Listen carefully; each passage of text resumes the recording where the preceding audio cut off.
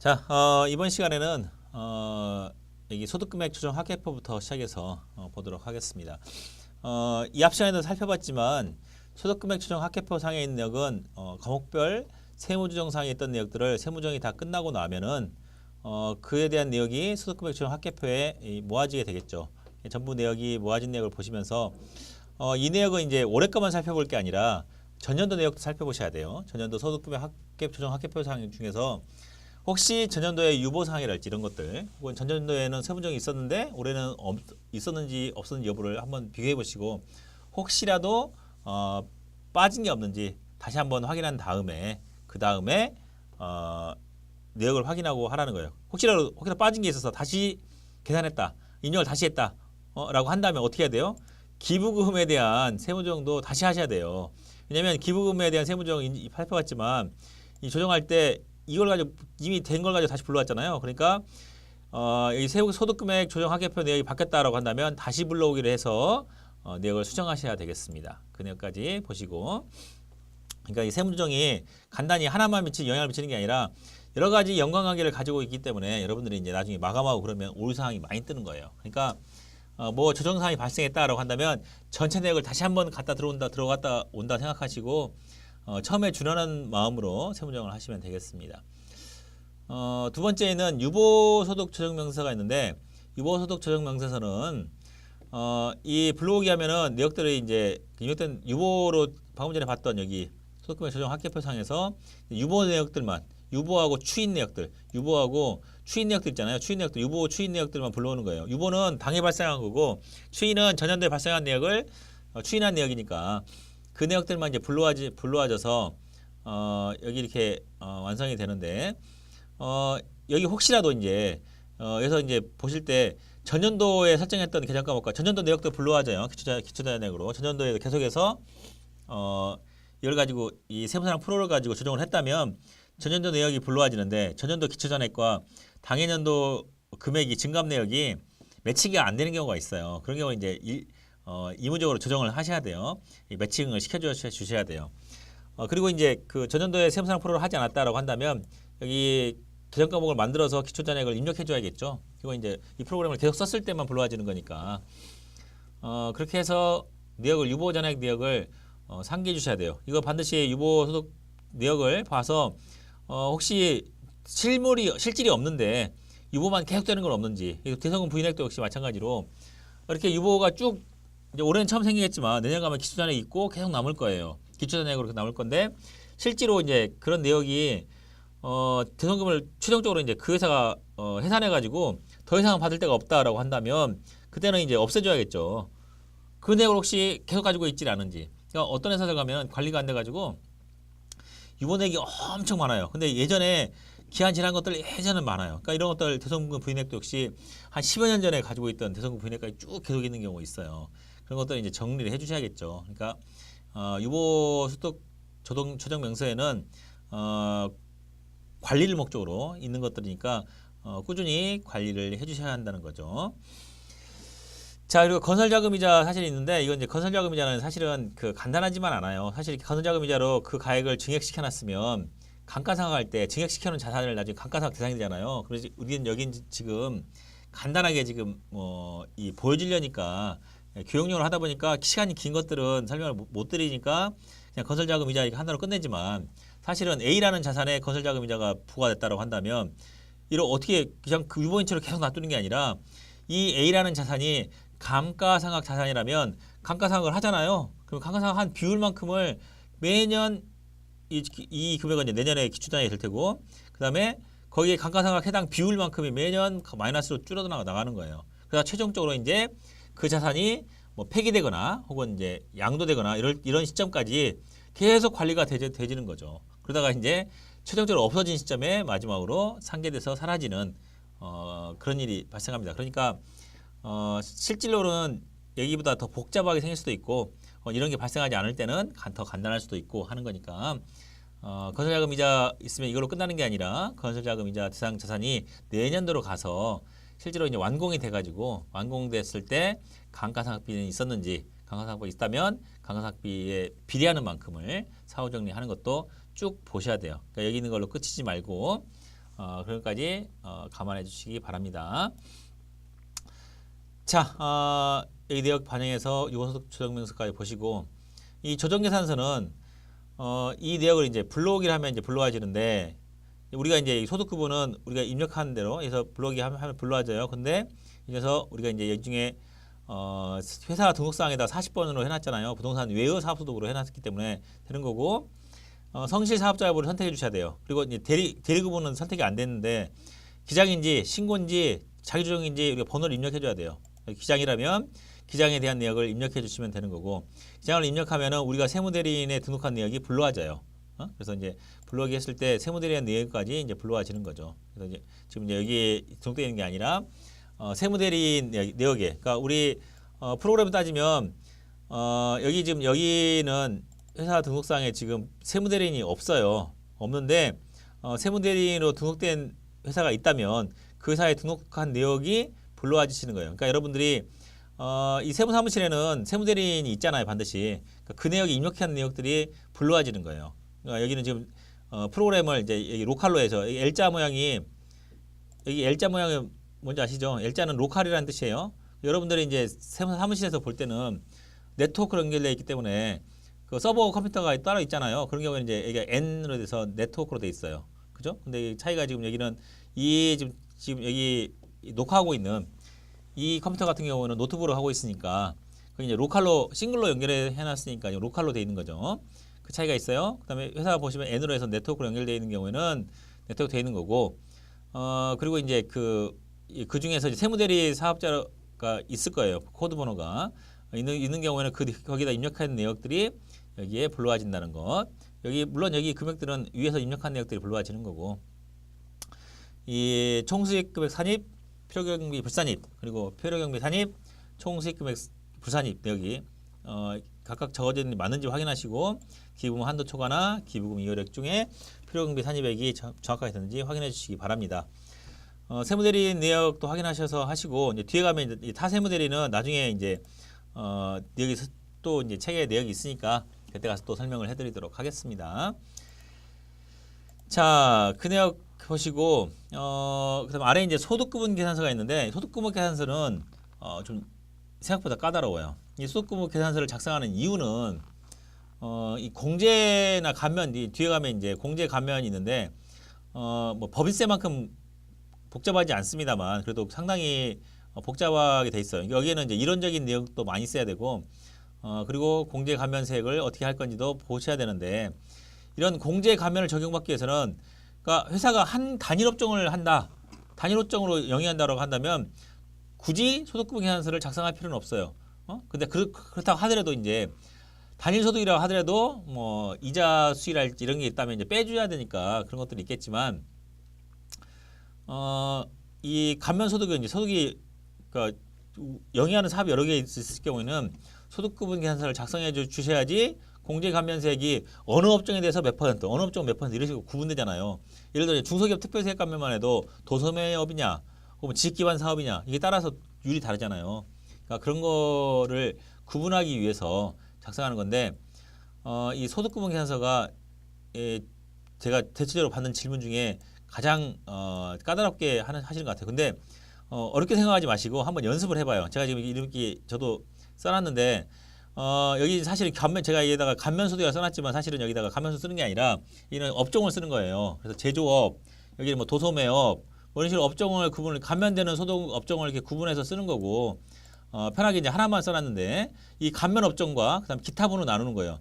여기 있는 표준선입계산서에 있는 내역은 여기 불러와지는 거예요. 내역이 표준선입계산서 내역을 불러오는 거고 그 중에 이제 감면소득 내역을 감면소득 1, 2, 3 이런 식으로 나눠서 금액을 쓰는 거예요. 그리고 그 위에 예분, 그러니까 기타 분야로 되는 것은 감면소득 대상 금액이 소득이 아닌 것들을 적는 거죠. 그러니까 일단은 이제 이게 소득별로 제조냐, 뭐 도소매냐 이 소득별로 여기에 있는 나누는 매출액을 입력해 주시고 각각 입력해 주시는 거예요. 제가 지금 방금 전에 쓴 거예요. 그리고 매출 원가도 거기에 대응하는 매출 원가는 매출액에 대응이 되겠죠. 바로 다이렉트로 뭐 안분하는 게 아니라. 그리고 이제 크게 카테고리별로 판매관리비, 영업의 수익, 영업 비용은 그 중에서 공통분과 계열분으로 나누는 거예요. 그래서 이제 이 총 판매 관리비 중에서 개별분이 1억 5천이 있더라라고 한다면 그러면 감면 소득 중에 여기가 1억 5천이 1억에 해당된다라고 하면은 여기 입력 금액이 합계 금액에서 감면 금액을 빼고 나머지 분이 기타 분이 되겠죠. 여기는 저 정도로 계산되게 되는 거니까. 영업외 수익도 마찬가지예요. 총 이 금액에서 공통분과 개별분을 나누고 공통분만 써 있고 개별분은 입력하셔야 돼요. 그러면 보시면 이런 식으로 돼 있어요. 그래서 여기다가 이제 입력을 해줘야 되는 거죠. 그래서 지금 이제 다시 만들었으니까 이렇게 제가 입력했으니까 그런 거지. 다시 지워보고 다시 한번 볼까요? 삭제하고 난 다음에 다시 한번 불러봅시다. 불러오기를 해가지고 하면은 여기 불러오는데 입력하는 거예요. 여기다가 뭐 예를 들어서 매출 도소매면 도소매 이런 식으로 쓰는 거예요. 이렇게 써서 매출액이 막 아까 봤던 30억 그리고 거기에 해당되는 매출원가는 매출원가가 얼마였죠? 10억인가? 10억 얼마였죠? 8억이었나요? 8억? 7억? 아무튼 기억 안 나지만 예, 6억이었나 보네요. 6억 해서 해주시고 입력하는 거예요. 그 다음에 이 총 판매 관리비 중에서 이 개별분 입력하지 않으면 다 공통분 되니까 이 중에서 1억 5천이 개별분이더라 하라고 한다면 나머지가 이제 공통분이 되겠죠. 이 개별분 중에서 도소매 차지하는 개별분 판매 관리비가 1억이 있다라고 한다면 이렇게 하면 나머지가 기타분이 되는 거예요. 마찬가지로 영업외 수익 역시 마찬가지로 영업외 수익 중에 2,400만 원 중에서 이 중에 1,500만 원이 1,500만 원이 1억 5천이 아니라 1,500만 원인데 자 1,500만 원이 이 개별분에 해당된다. 그 중에서 이제 도소매에 해당되는 것은 1,200만 원이더라라고 한다면 이렇게 써주시면 나머지 금액이 계산되는 거예요. 이렇게 일일이 하나씩 다 써주시는 거예요. 영업외 비용도 마찬가지로 1억이 해당되고 여기가 6천만 원이 도소매에 해당된다라고 입력해 주시면 된다는 거예요. 이렇게 입력해 놓은 거에 바탕 위에 이건 이제 표준수익 계산서를 보면서 직접 대응되는 원가를 찾는 거고 그러면 공통분 있잖아요. 공통분은 이제 안분을 해야 되는데 그렇다면 세무조정 소득구분에서 이건 이제 표준수익의 구분이고 세무조정분도 더해지잖아요. 여기다가 세무조정분도 일일이 이렇게 하나씩 안분 계산 기준을 정해주는 거예요. 세무조정도 여기 어디에 해당되는 거냐 개별분이냐 공통분이냐도 일일이 하나씩 써서 쓰는 거예요. 그냥 하나 썼지만 비품 감가상각비 한도 초과 세무조정사항들이 있는 거잖아요.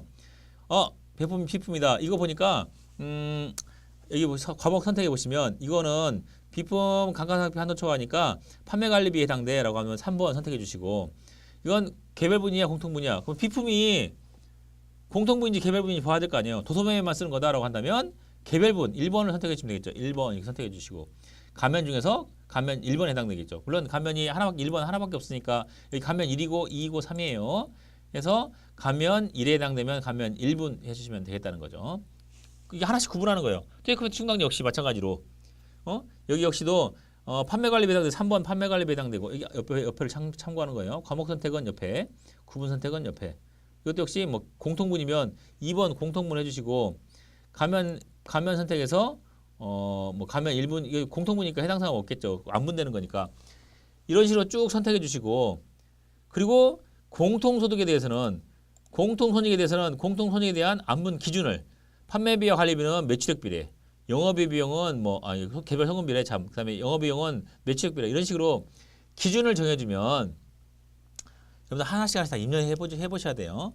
그렇게 되면은 여기에 세무조정 구분 명세 내역이 나와요. 나온 내역을 가지고 바탕으로 해서 소득구분 계산서 내역에 이게 이제 최종적으로 이 하나씩 일일이 하나씩 다 구분하는 거예요. 그러니까 사실은 인내심이 없어서 이 어렵다고 하는 거예요. 근데 인내심을 가지고 그러니까 다른 거 없어요. 개별적으로 이게 추적 가능한 거면 개별분이 되는 거고 그렇지 않으면 공통분이 되는 거예요. 내역을 일일이 살펴보고 공통분이냐 개별분이냐를 살펴서 집어넣는 거니까 이 시간이 되게 많이 걸려요. 그러니까 단일 업종을 하고 있는 이상이 아니면 그러니까 여러 가지 업종을 영위하고 있으면 그것도 당연히 여러 가지 업종 중에서 공제감면이 율이 다르다라고 한다면 이렇게 구분해 가지고 입력해 주시는 시간이 좀 많이 걸리는 작업을 해주셔야 한다는 거예요. 그러니까 대신 이제 한 번만 설정해 두시면 이제 그 다음에 넘어가고 하면 이제 물론 개별분 금액 정하는 게 쉽지는 않겠죠. 이것은 이제 전체 내역을 보시면서 입력을 해주셔야 한다는 어려움이 있습니다. 네, 여러분들 그에 굴복하지 마시고 한 번만 입력해 보시면 이렇게 하나씩 다 일일이 귀찮아요. 이렇게 하나씩 입력하려면 여기 보시면 뭐 대손금 부인액이면 대손금이면 영업의 비용이다. 뭐 5번이다. 뭐 이렇게 하나씩 다 선택해 주셔야 돼요. 그래서 뭐 구분 선택해서 이거는 개별분이다라고 하면 개별분, 그럼 개별분 중에서 감면 1인이 2인지 3인지 이렇게 선택해 줘야 되는 절차를 해 줘야 되는 게 이 좀 약간 시간이 걸려서 그렇지 이걸 가지고 하나씩 하나씩 해주시면 되겠습니다. 안분 기준 세워주시고 구분 명세 조회해 주시고 소구분 계산서까지 작성하시면 되겠습니다. 이 설명 책에다가 해놨기 때문에 잘 모르시겠으면 설명 내역 보시면서 입력하시면 되겠습니다. 자, 그리고 아까 설명해드린 내용이니까 보시고 아래 이제 공동사업자의 소득분배 명세서 있는데 이 공동사업자의 소득분배 명세서는 이 공동사업인 경우에 작성이 돼요. 공동사업으로 열을 해놓지 않으면 여기 회사 등록에서 공동사업 여부 있잖아요. 여기 공동사업 여부에서 여로 표시되어 있지 않으면 공사업 분배 명세서를 작성할 수가 없어요. 그래서 이제 여로 돼 있으면 공동사업자 소득분배 명세서를 작성하시는데 여기 이제 상단에 보시는 블록이나 전년도 블록을 통해서 블록이는 올해 내역을 불러오는 거고 그다음에 전년도 블록이는 전년도 이제 비율 같은 걸 불러오는 거예요. 그래서 전년도 내역을 둘 중에 두 개를 통해서 이제 불러오시되 선택해 줘야 될 게 소득 구분 중에서 뭐 사업소득하고 그다음에 신고 유형 코드 뭐 이런 거 입력해 주셔야 돼요. 이렇게 입력해 주셔야 되고 이 직전기사 직전 과세기간은 전년도 블록이라면 전년도에 이제 우리가 작성했으면 전년도 금액이 전년도 블록을 통해서 입력되어져요. 그리고 이제 나머지 것들은 하는데 지금 현재 여기 그냥 블록이만 하면 여기에 금액이 적어지지 않아요. 공동사업의 총소득 금액과 총수익 금액이 적어지지 않아요. 대신 여기다 하나씩 입력했을 때 처음에 이제 공동사업자에 주 공동사업자 이름 나 종소세 쓰고 주민등록번호 치고 비율을 입력해야지 비로소 이제 금액들이 입력되기 시작해요. 이 공동 분배 비율은 공동사업 그 계약서가 있을 거예요. 계약서 분배 비율로 하시되 사업년도 중간에 분배 비율을 바뀌었다. 그러면 이게 애매해지잖아요. 여기 있는 금액은 지금 사업년 전체에 대한 분배 비율인데 사업년도 중간에 공동사업으로 전환했다고 한다면 분배 비율이 틀어져요. 그러니까 마찬가지로 공동사업을 영위하다가 중간에 사업을 그만뒀다. 그러면 이제 틀어지잖아요. 그러면 이제 이 분배 비율은 소득 금액을 수익 금액을 가지고 그 공동사업을 같이 한 기간의 수익 금액을 비율로 안분하고 나머지 금액을 계속 남아 있는 사업자하고 더해 가지고 비율을 역산해서 계산하시면 돼요. 근데 이제 보통의 경우는 분배 비율을 이제 정해진 대로 하시면 되고 그렇게 이제 공동사업이 끝나는 시점이나 공동사업을 시작하는 시점이나 그럴 때는 이제 수익 금액 비율로 먼저 구한 다음에 거기서 이제 수익 금액을 가지고 역산해서 분배 비율을 정해 주시면 되겠습니다. 이런 내용은 이제 다소 복잡하기 때문에 책에다가 써놓지는 않았어요. 그러니까 일단 그 노멀한 그러니까 분배 비율이 정해져 있는 경우만 해서 하냐는데, 그러니까 그렇게 방금 전에 말씀드린 것처럼 공동사업을 3년 중간에 시작했거나 혹은 중간에 중도에 끝난 경우에 그런 경우에는 이제 분배 비율은 수익금액 비율로 역산해 가지고 맞춰주시라고 말씀드렸어요.